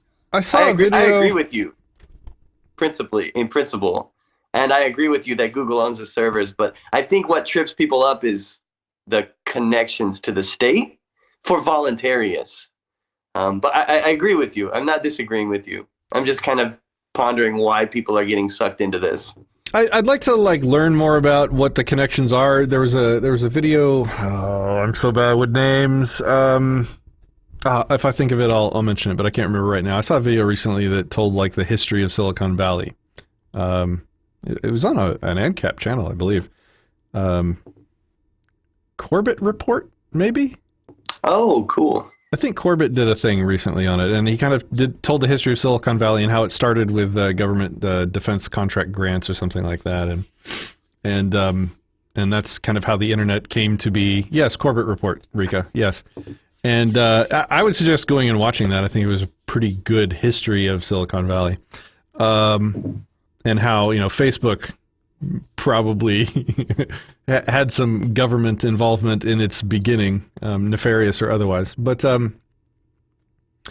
I just wanted to like make I want to learn more about the government, the concurrent, the contemporary government involvement in these companies. If the government is in some way subsidizing these companies, like that, a defense contract would be different. Like if they're getting paid to develop something for the government, that's not like the government supporting the company. That's just bad business. Like that's business with the devil, so to speak. I don't think that gives me a claim to control their property. Does it? I need to think through that more. Well, that's a tough one. Yeah. So, but that aside, I wanted to like bring it back to illustrate the private property thing. If I like this channel, let's say I owned this channel and the servers and equipment that you were watching this channel, and I opened it up as a platform to other people to contribute, and some commies came along and started publishing videos to the Disenthrall platform, trying to convince people to become commies. And obviously, this is something that I vehemently disagree with. And would absolutely disconsent to my equipment, property, channel, platform, whatever you want to call it, being used for those purposes. To force these companies to allow space on their property for opinions that they not only disagree with, but like 100% morally just abhor. Like it violates not only their consent, but also like their conscience. Like, it would tear me up inside if I was working to maintain property that was being used to spread communism. Like, that would not just be a breach of my consent, it would be a breach of my property as well. It's kind of like being taxed, having my money stolen. Yes, that's already an offense. But then having that stolen money then used to bomb children, innocent children in other countries, that's now taking like an offense. That's now taking like what began as a crime, and that's also just like twisting the knife into my morality. Like, that's the worst thing you can do to somebody. Let me think. I'll say one of the worst fucking things I can think you can do to somebody is to take their property and use it in a way that is opposite to what they would want their property used for. Like, that is just like the deepest, most intimate way to violate somebody's consent. There's just somebody's existence. And so, like, to take Google's property and make them use it in a way that goes against their own principles, however dumb or retarded those principles may be, is immoral. It's wrong. You just can't do that. If Google's being a dumbass, then compete with Google. Get off of Google. Don't use Super Chat. Use let me pull it up again. Use our Streamlabs link, instead of Google. That's the answer. That's the point I wanted to make. It's like it's evil to force somebody to use their property in a way that violates their consent or their principles, right? 100%. I think what you're doing is important because, I think there are some people that have made some pretty conclusive arguments about these corporations being government embedded. But until you have to stick with the property principle the whole way. You know what I mean? You can't just guess and say, well, maybe Patrick's channel is involved with some bad stuff, so we need to take it over. And I think that's the difference between a principled person's way of thinking and someone who's a bit more, kind of wildly flailing in the sea of whatever, which is a lot of what these arguments are. Google should do this because I feel this way. They should do this because I feel this way. Well, who fucking owns it is the real thing. And then, then you can decide what actually should be done from a propertarian perspective. Yeah, you have to begin I hear you. You have to begin, like, exactly. I just wanted to echo what you just said. The default position is, well, oh, I think they might be involved with the government, therefore we can control them. That's not where you start. You don't start at violently controlling people. You start at peacefully respecting their goddamn property. And then, if there's a case to be made for how they are violating your property, i.e. taking stolen money, the government steals your money and then they take it from the government. Like, you have to make that case. You have to show that they're the aggressor before you can use the violence on them, I guess is the thing. So I guess this is an area I need to learn more about, because I still have not yet seen evidence that would justify forcibly controlling Google to, make YouTube usable in a way that they disagree with. I mean, I think they're dumb. I think their ideas are not only dumb, I think they're dangerous. Like, cultural Marxism is probably the most dangerous philosophical idea in existence right now. I think it's tearing and society this is not apart. Conclusive, but go ahead. To my way of thinking, an information giant like this, knowing what I've researched and studied about the history of CIA and basically just, governments across history, platforms like businesses like Google, platforms like Facebook that have, how many users does Facebook have? I don't know, it's a good chunk of the world's population. If you were the CIA, you would be a dumbass not to be co-opting that immediately. And all kinds of stuff about this Libra coin coming out. But that said, like you said, I can't just assume that without conclusive evidence. And I think that's a big part of the problem here. As far as voluntarists go when they're talking about these kind of things, you can't just assume shit. It's the same with the vaccine argument. People saying, oh, vaccines stopped in Japan 1994. No, they fucking didn't. And it makes all of us look stupid when you say that, without proving anything. So. Yeah, the normies aren't even making that, like, at least the ANCAPs are trying, but, like, the normies are just like, oh, yeah, Facebook is behaving in a way which we don't like, control them, like, regulate them. It's, like, normal. Totally. It's like the equivalent of, like, me going to my neighbor and, like, holding him at a gunpoint and saying, okay, this commie is going to sleep, in your bed tonight, and I'm sorry that you don't like that, but, First Amendment. It's like, it's not even an argument. Anyway. Oh yeah, dude, it's all my feels for sure. So we've been here an hour and a half. I'm cool to keep going. If you need to go, feel free. Don't feel any pressure that you have to stick around. I know, some people aren't down for the long streams. I'm having a blast, so feel welcome. Cool. Yeah, I mean, I've got I can stay for another probably half hour if I want. If you're trying to wrap it up, that's cool too. It's up to you, man. Not You're trying to the wrap chief. it up. Yeah, I'll open it up to the comments, guys. If you have comments Cool. on anything we've talked about, if you have topics that you'd like to hear us argue about or pontificate on, drop them in the comments. Let's see. So they're talking about alternative platforms. Sherry Voluntary says, all statists start with violence, though, because the state is inherently violent. Yeah, they just don't see it as violence. They think it as it's regulation. If you want to have the protection of the United States Forfeiture. government, if you want to have a corporation in this great country of ours, there's rules. All right. That's pretty good, like 1920s kind of New York loan shark accent there. Yeah. Let's see. We have Minds as an alternative to Facebook. So I actually had this on my list to do a whole separate episode on. I wanted to take time because there are so many freaking platforms now. There's so many alternatives. There's so many just I go to disenthrall.me/platforms right now and you can see a list of everywhere that we publish to. Every single time we make a video, it takes me over an hour now to publish that video to all the different places that we're doing, because I'm trying to support as many as I can because I want to encourage people to get away from the big ones that are Marxists these days, right? But wow, most of them are crap. I guess that's the headline. Most alternatives are crap. maybe I don't know. I guess why don't we go down the list of alternatives and give our thoughts on them? I think that's useful. Thoughts meaning, do they suck or not? What's really good about them? What's the worst thing about them? Do we predict they will be around in 2 years? Now, I encountered you first on Steemit, so it seems like we should probably start with Steemit. What are your thoughts on that? The current state of Steemit. I freaking loved Steemit for a good solid 2 years, and it was a way for me to make some cryptocurrency. I think Steemit was kind of like the Wild West, and it was a very cool place for, and in a lot of ways still is, for ANCAPs and voluntarists because of the lack of censorship.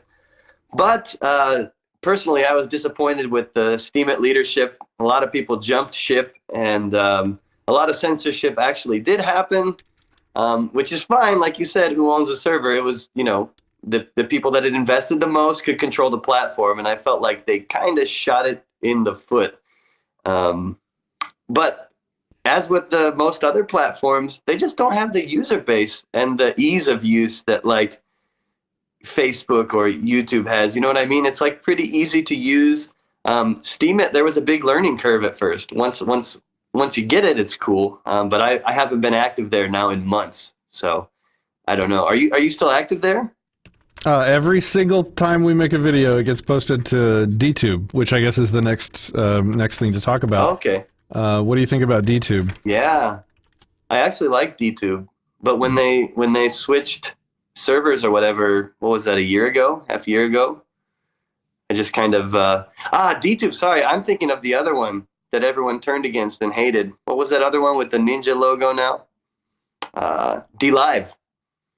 Oh yeah, I don't know. DLive. I know there was some drama with that. I know there's a viewer of this channel called ANCAP Gamer. He's a streamer, a gaming streamer, and he said that a lot of people. Yeah, DLive's a big gaming thing.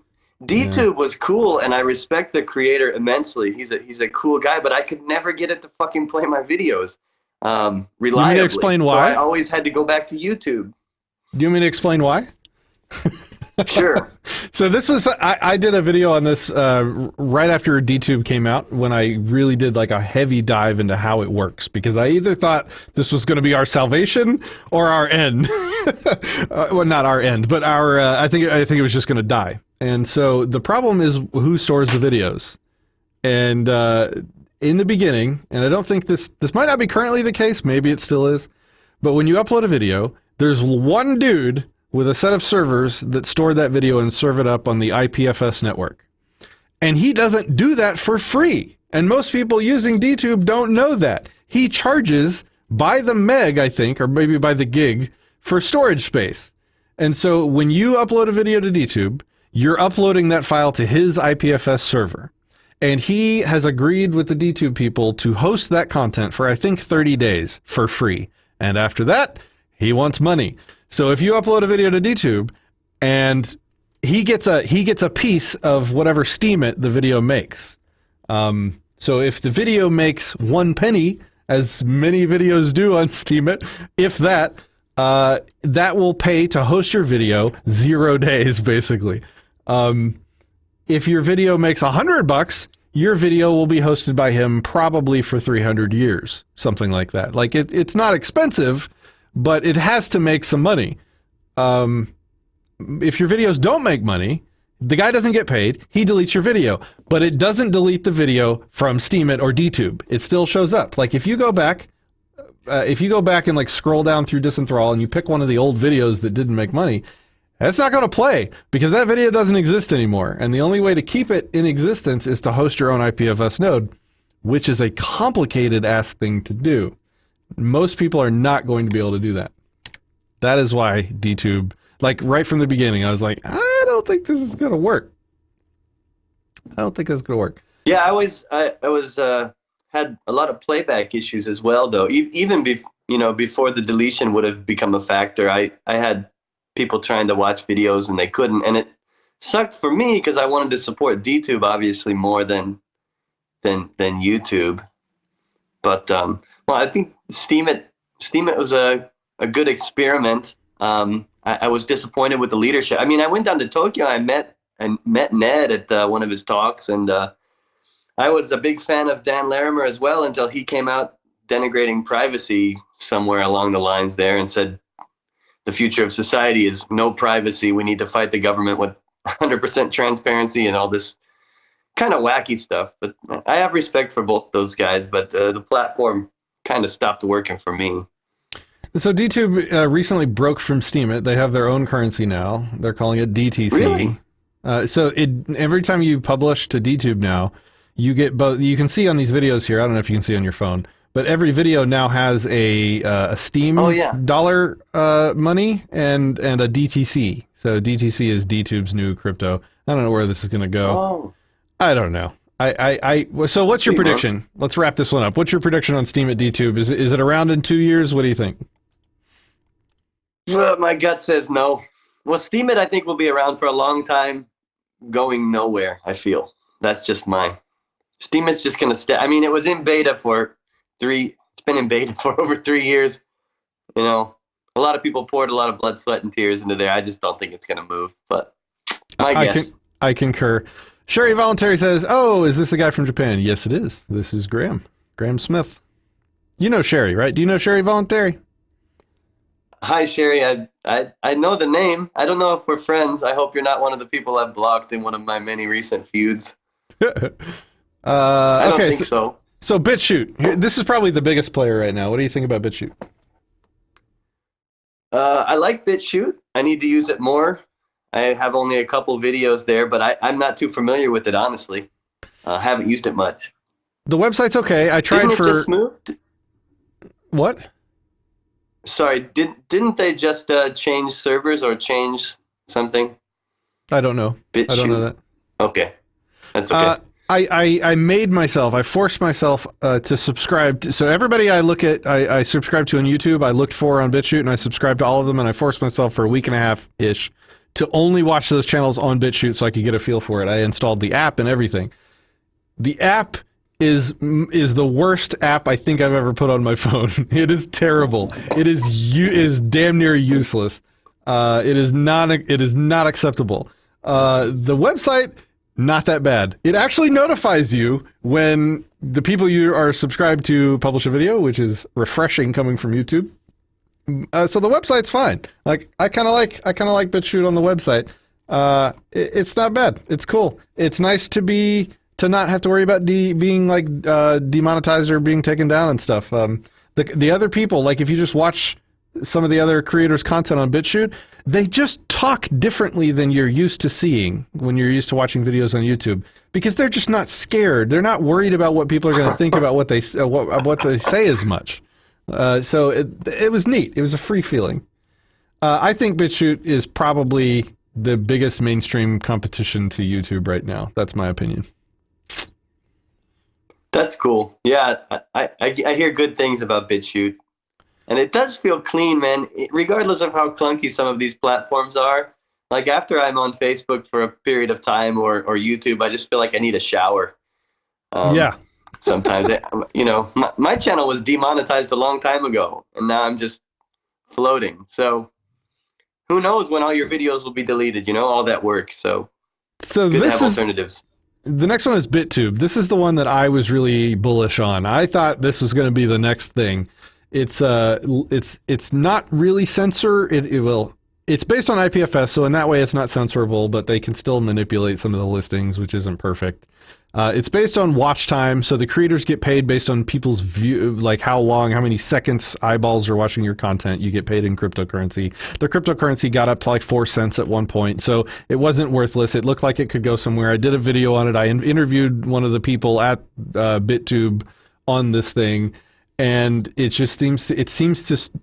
I'm worried about it, I guess is what I'm saying. I don't want to say I was wrong yet, but they just basically threw away their entire previous platform. They've got some new platform that they had in closed beta that they wouldn't give me access to, while they allowed their existing platform to stop working, and so I have not been able to upload Disenthrall videos forever. It's very frustrating. I'm not really happy with BitTube right now. I don't currently predict that this is going to be the next thing. And so I've actually been thinking about just drastically paring down the number of platforms I publish to, because I just waste so much time. And we get all the views on YouTube and Facebook anyway, but I'm just trying to support these alternatives, but none of them really do much. Anyway. Yeah, that's the one that moved. That's what I was thinking of, BitTube, or they're going to move to a new address or something. Yep. Oh, I can't show Pornhub. Crap, I almost loaded that page. Okay, because we're streaming to Twitch and stuff, and they'll ban me instantly if I accidentally pull up the Pornhub account. I clicked it, I opened the tab, and I closed it before it showed. That would have been an instant ban. What? I wanted to tell you that is so fucking hilarious what you're doing over there at Pornhub. I saw a couple of the things you posted there. It's so funny, man. We're up to 15,000 views and 7 subscribers on Pornhub. I can't. Okay, I can kind of. I can show this much of the page. That's all you get.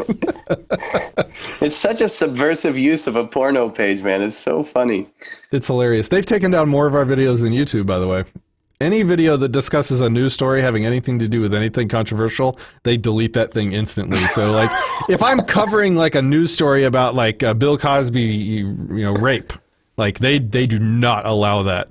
Nothing containing any wrong keywords happen. No murder at all. Murder cannot be anywhere near a video, or they will delete it because they don't want to be associated with that kind of porn. Anyway, okay, Steam It. We talked about Minds. This is a big one. And Tim Pool is probably the biggest name on Minds right now. Are you familiar with Minds? Do you use it?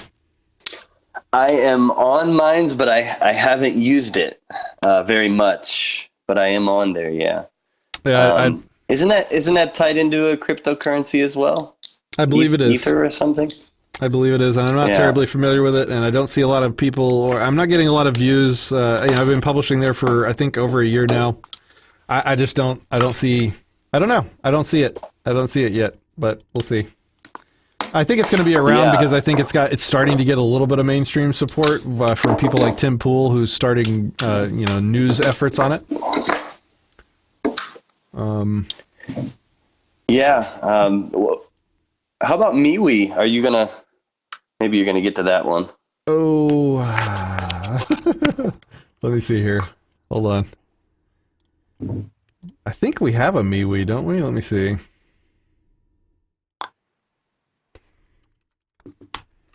I liked the idea of MeWe, but it's just such a clusterfuck. It's hard to tell what's going on over there, the way the pages are organized.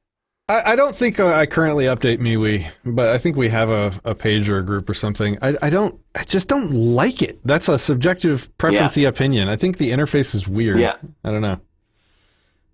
Same here. What are your thoughts on MeWe? Okay. Yeah, I don't like it.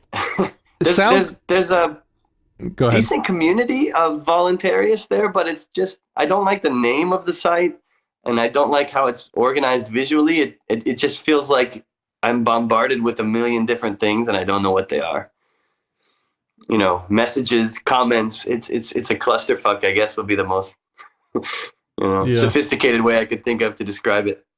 SoundCloud isn't like an alternative platform. It's pretty mainstream, probably the biggest mainstream podcasting platform, maybe next to iTunes. But I want to make sure that people are aware, if you prefer to consume this long-form content as a podcast, we do publish everything ever to SoundCloud, so that is a thing that you can use. Streamlabs is our link. I actually love SoundCloud. Yeah? Yeah. My favorite thing is that you can comment on a timestamp. And like the comment pops up right where it was left. And so when people leave comments on our podcast on SoundCloud, I can be like, oh, that's what we were talking about. I love that. I really, really love that. I wish all the other platforms would adopt it. So what's another one? What have we missed? Narrative is one that one of our viewers keep. Yeah, Finian maybe is the one that brings up Narrative. I still don't know anything about Narrative or why I'm on Narrative as well. Oh, what are your thoughts? Should I try it out? It's like a more organized Steam It, and it's cool, but there's not a whole lot of traffic currently. But there's been 2 payouts already. It's more centralized and less Wild West than Steam It, which has its good points and bad points. The voting system over there, it's much harder to game it. It's much harder to game the system. There's like a tribunal of people that manage things. And the basic system is you can buy a niche. So if you create the niche of Disenthrall or voluntarism, you can buy it. and then you'll get like a 10% cut of the rewards from every post that's tagged with that niche. Can't somebody come along and like outbid you for a niche name?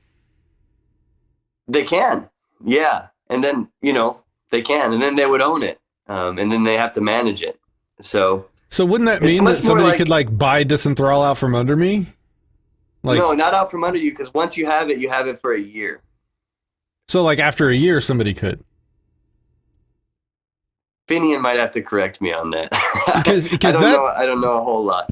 That would be a problem. That would be a problem for me. Yeah. Truth. I'm not sure exactly about that, but no, I will say it's more organized than Steam, and I'm not active there right now. Finian's pretty active there. It's clean as far as the visual layout. You can communicate with the creators of the site pretty easily, but it's not as wild as Steam it was as far as the viewpoints and the anarchy and all that stuff. But we'll see. Who knows? I'm giving it the benefit of the doubt, I guess. Hey, Finian, can you drop by our Discord server and maybe spend some time in a voice chat with me and like educate me on the platform? I'm interested in learning. Like, I really want to support these alternate platforms. I'm just so it seems like there was a big explosion of new ones, and they're all like we're at the part where they're all starting to fail and fizzle out and break and not be maintained. And I want to make sure that I'm not about to invest a lot of time into another one for that to happen. Zeke asks... Finian says you won't lose the niche. You won't lose the niche. I think you just have to rebuy it. There's like a time period or something. Not sure. Okay. I don't think someone can steal it out from under you. Well, let's take a collection and buy like Anarchy or something before the commies get it. Yeah, dude, I got voluntarism, man. I'm the niche owner over there. Snap! What did that cost you? What was it? I forgot. It was enough. It was like over $200 maybe. Oh, wow. Okay. But I'm glad you got it. Yeah, but I can appoint moderators and stuff, and yeah, I don't know. It's pretty cool. All right, cool. We'll check it out. Okay, Zeke asked an interesting question that maybe we can end with here. And if anybody else has anything else that you'd like to talk about, now is the time to drop them in the comments. Now's the time to get your super chats in if you want to do that. Zeke's question was, who are people that you think would make great ANCAPs but refuse to take the pill? Ooh. I love this question, and I've got some answers. Do you want to start, or you want me to? You go ahead. Okay. Yaron Brook, the chairman of the board of the Ayn Rand Institute. He would make one of the best ANCAPs because he is one of the best capitalists I know of in existence. He goes around the world every day of his life debating commies and socialists at colleges everywhere on the morality of capitalism, the evils of socialism and statism. He even calls it statism. He speaks the exact same language. He just has that objectivist hang-up with politics, where you have to have a monopolized, forcefully monopolized government to maintain protection of private property. So just like most objectivists, he has that same position. And I've been looking for an objectivist to find to debate on. This is an aside for the people that follow the channel. They'll know what's going on. I reach out to a polite objectivist, unlike some of the ones that have been responding to my content recently, and have been trying to get an objectivist on that's really familiar with it to actually debate or at least discuss the differences with me on this channel. So far, it's not happening. I'm not getting responses. So it looks like what I'm going to do next is I'm just going to create some more content rebutting their videos until somebody gets tired of me rebutting them and comes on to respond. Anyway, that was an aside. But yeah, Yaron Brook would make maybe one of the world's greatest ANCAPs ever just because he's so good at arguing for capitalism. But he absolutely refuses to take the pill. He literally says that anarcho-capitalism is as morally evil, if not more so, than communism. Like, these are words that have left his mouth. Whew. Anyway, so yeah, that's my first one. Go ahead. Do you have one? Well, yeah, interesting. Yaron Brook, I'll have to check this guy out. Yeah, I'm not familiar. Cool. Even though he is against anarchy, man, his content is amazing. Look up his YouTube channel, watch his debates. He is so good at talking about capitalism. Anyway. Yeah, it will do. I see in the comments someone mentioned Jordan Peterson, which was probably the first guy that came to my mind. I think he has that, what I call it the Stepford switch. He has just like this off switch that a lot of people have where they just shut down and they won't take that extra step. But I enjoy listening to Peterson speak, and he takes this kind of very, I don't know, is it Jungian approach to a lot of things and deep psychological stuff. So I think he would be good. I don't know why a lot of these guys don't. It's very interesting. As much as I fucking hate Ben Shapiro, that guy, when he's on the right track, is very good at arguing, but he becomes retarded with the flip of a switch, and that frustrates me. Yeah. There was a time where I thought he might, wow, this guy is really razor sharp, but he's also just the dullest thing ever when it comes to, he's a talking head, basically. He has to have his talking head status position. But he has the capability. I guess a lot of people have the capability. But most of the people that I think are closet ANCAPs are people in my personal life, to be honest. Friends and relatives that just won't, for whatever reason, can't be bothered to take the extra step. Yeah, Zeke said Jordan Peterson as well. Sherry Voluntary predicted that I was going to say you're on Brooke. Yeah, because she's been watching the content lately. Like every time I make a critique video of one of his content, I lead the video by saying how much I respect the man and the things that he has to say. He's just wrong on this fundamental thing. Anyway, not going to go into it again. Michael Cesarian and David Whitehead would make great ANCAPs, but refuse to take the pill. Who are they? I'm sorry, I'm not familiar. Syrian's a guy kind of like David Ickean type stuff,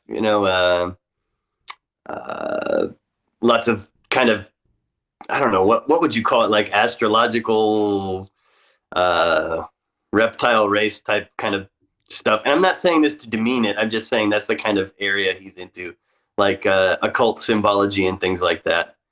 Michael Tsarian. I used to watch his stuff. I don't know how to say this person's name. KO44CHPM says, "Are we allowed to resurrect Ayn Rand for the purpose of this question?" The video before this on the channel was a book club where I read on an open letter to Ayn Rand, trying to convert her from objectivism to anarcho-capitalism. Man, it was a good letter. Oh, that's why I made a book club episode about it. I would definitely suggest that you guys watch it. It was from like the 60s or something. Man, it was good. Wow. Oof. Yeah, check it out. Let's see. Victor Pross says, Rand is not a statist. Oh, objectivist Cropper. Victor Pross says, objectivist Cropper will debate. Objectivist Cropper is the child that I was talking about earlier in the stream that mistakes name-calling for arguments and spent the first 5 minutes of his video making fun of my hair rather than telling me or educating me on anything at all. I don't give people like that time. Like, it's not worth it. It's just not. I don't want to give him attention and reward childlike behavior on this channel. I don't know, though. On the other, tell me what you think about this. And, like, it might be entertaining to just have a dumpster fire shit show on the channel occasionally. What do you think? I think if you had him on, and knowing your style of argumentation, that he would just make a fool of himself. So it might be interesting. But I think it would have to be 100% you want to do it. It's, I don't know. What's the purpose of it? He's going to make a fool of himself. I don't know. I would watch it. Okay, well, that's all I needed. That's all the justification I needed. Okay. Yeah. All right, guys. I think we're at the end of our comments and the end of our show, the end of our time. This has been a good live stream. Make sure you join us on our Discord server, guys. It really has been really active lately. A lot of cool conversations and a lot of funny memes. And some people have been organizing and hooking up for some video game time. It's been good. It's been chill. It's like a friendly mix of philosophy and video games and memes and spicy memes lately. So that's awesome. Good conversation there. All right. Do you have any links and stuff? Pimp your stuff. Send people your way, man. Yeah, I'm on Twitter at Voluntary Japan, YouTube, Voluntary Japan, Narrative at Voluntary Japan. Pretty much just Voluntary Japan. Name is Graham Smith. If something doesn't come up, Voluntary Japan, Graham Smith.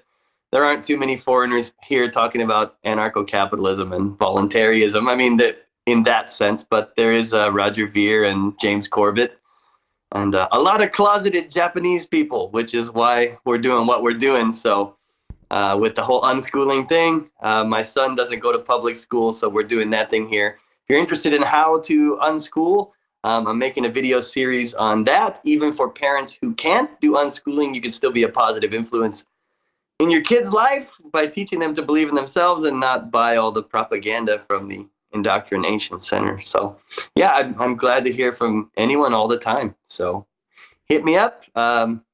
Check me out on bitcoin.com. I write articles there, usually op-ed stuff. And keep supporting this guy, Patrick. And know that you have an open invitation to come on the show if you ever have a topic you want to discuss or talk through or whatever, whether we agree or not. I enjoy talking with you. I enjoyed having you on the show. Thanks for joining us today. The feeling is mutual. Thanks, man. All right, guys. Well, we will call it there. Join us on our Discord server, and I will talk to you guys later. Take it easy. Delegarco-politicalist. The Libertarian Party. We need more delegates.